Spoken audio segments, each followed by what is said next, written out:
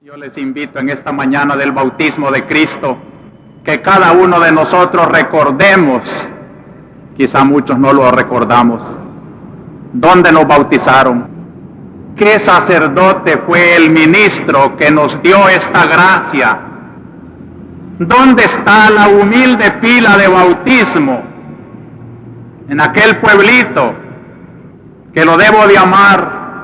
No solo porque allá di mis primeros pasos jugando con los niños de mi pueblo, sino sobre todo porque allá está en la iglesia parroquial la pila del bautismo, donde unos padres cristianos me llevaron, ayudados por unos padrinos buenos, que todavía los recuerdo con cariño, a incorporarme.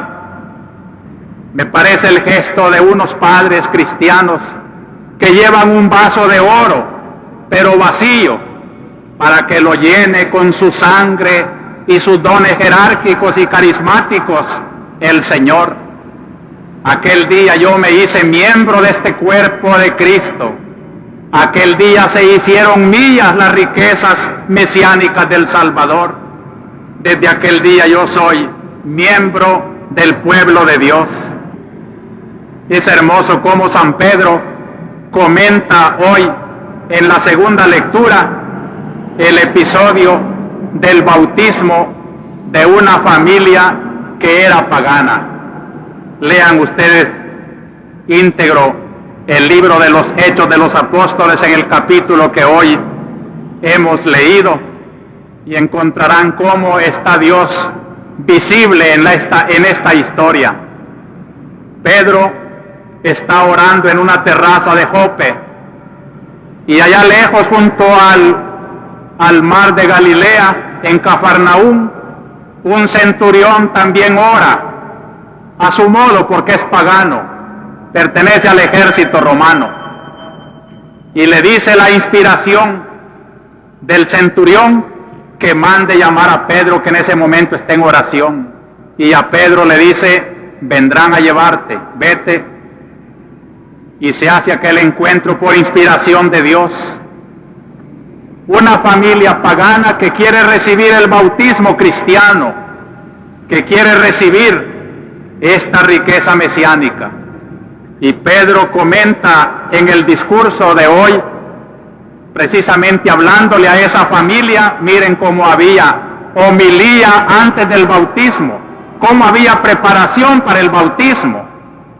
¿De qué le hubiera servido al centurión que Pedro echara el agua sobre la cabeza de sus niños y de su esposa y de su gente, si no le hubiera explicado para qué? Esa charla prebautismal es la que nos ofrece la segunda lectura de hoy.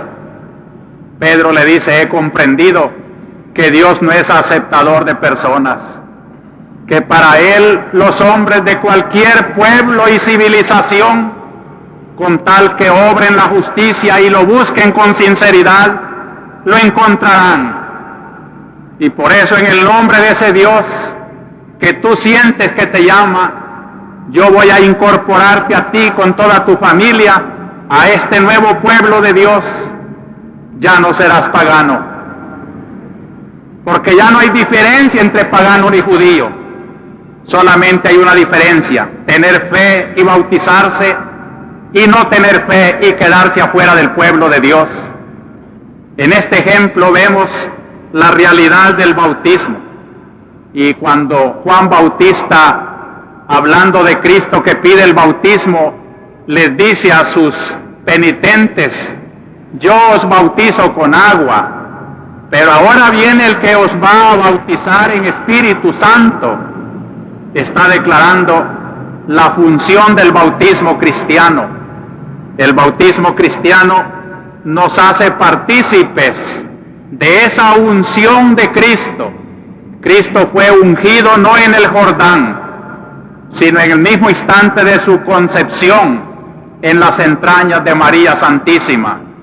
Por eso el ángel, cuando le dice a María que va a concebir un ser misterioso, le dice: lo santo que nacerá de ti será llamado Hijo de Dios, porque el Espíritu Santo es el que ha operado ese milagro de hacerte madre dejándote virgen, y que el producto de tus entrañas no sea simplemente un hombre, sino un ungido, un rey celestial, en envoltura de carne humana, el Mesías. Ahora por eso la Iglesia se compara con María, porque así como María da a luz a un hombre que es al mismo tiempo un Dios, nuestra Madre Iglesia, siempre fecunda, da a luz en el bautismo. Por eso les decía, el misterio de la pila bautismal es el lecho donde nuestra Madre Iglesia me dio a luz, donde me hizo hijo de Dios, participante de la unción que Cristo traía para ser sacerdote, profeta y rey. Por eso se han fijado, cuando sacan al niño de la pila bautismal, el sacerdote ungiéndole con aceite que se llama crisma, quiere decir Cristo, unción, aceite de oliva mezclado con perfume de bálsamo, porque cuanto más precioso eso debe significar la realidad mesiánica que está recibiendo esa criatura.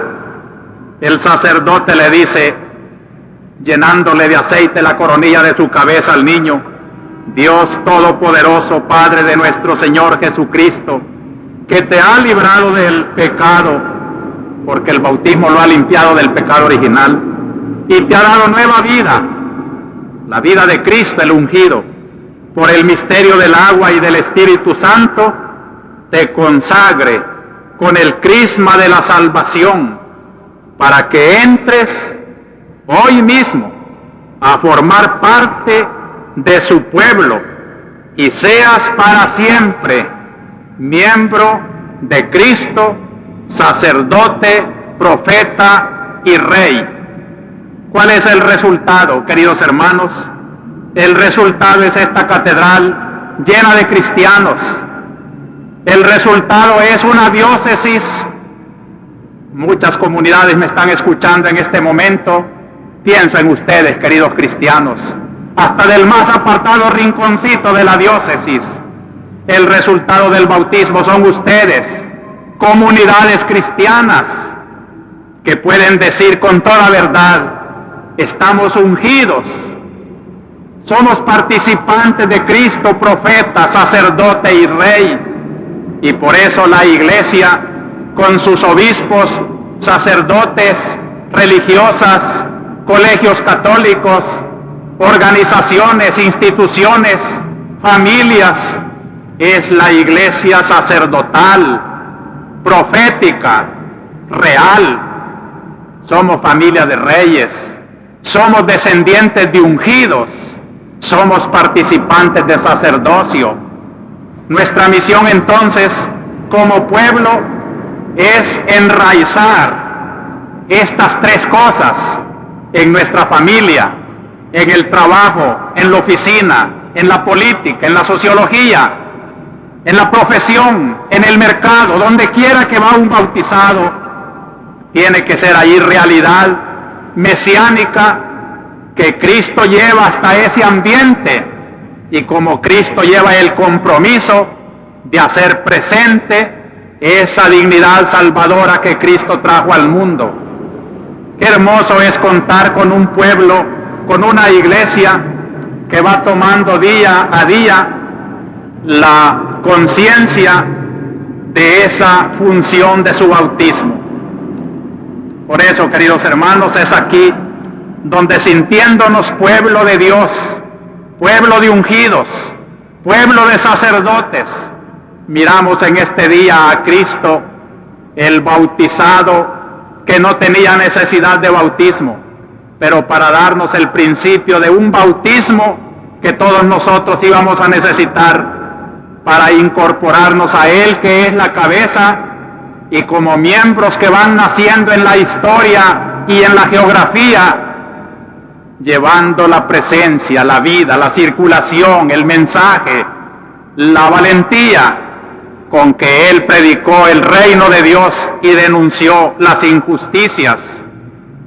Así quiero explicar pues la función de esta iglesia, que como decía el Padre Plácido al principio, Es una iglesia que va sintiendo el aleteo del Espíritu Santo y va naciendo para vivir de verdad, no en una forma cobarde, anónima, ambigua, un bautismo que no se supo para qué fue, sino que va tomando conciencia de que ese bautismo vive en nosotros y nos está reclamando actitudes más comprometidas con este pueblo en el cual estamos enraizados.